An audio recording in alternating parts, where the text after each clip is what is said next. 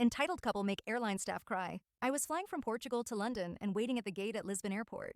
The flight was full, and a member of airline staff left the desk to ask passengers to put their hand luggage into the hold, as there would not be enough space in the overhead lockers. This is standard practice and clearly signposted at the gate.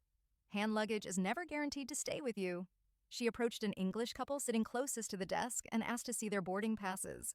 From how they dressed and spoke, I could tell they were quite wealthy, posh West London types. The woman immediately became defensive and demanded to know why. The staff member explained that the flight was very full and that passengers with economy tickets would need to check their bags. The woman's response was instant and hostile.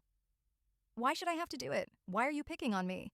The staff member explained, again, that everyone with an economy ticket would be asked. She was simply starting early to keep boarding running smoothly.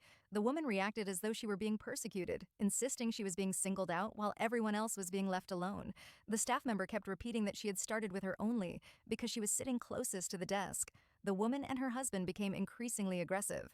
The staff member's face went red as she tried to explain that she was just doing her job and trying to avoid delays for everyone. She stressed that she was not picking on them. Eventually, the couple were so hostile that the staff member started to cry.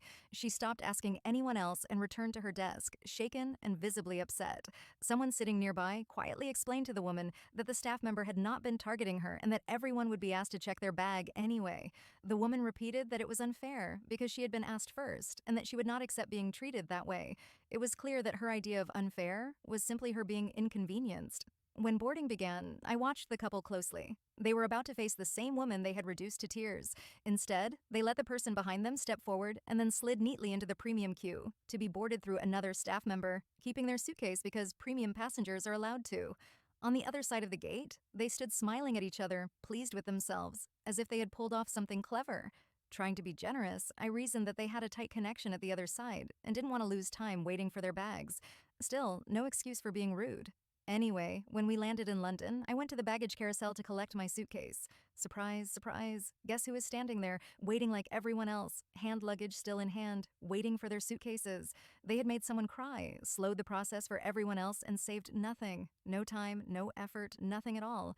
They just got the smug satisfaction of feeling the rules did not apply to them.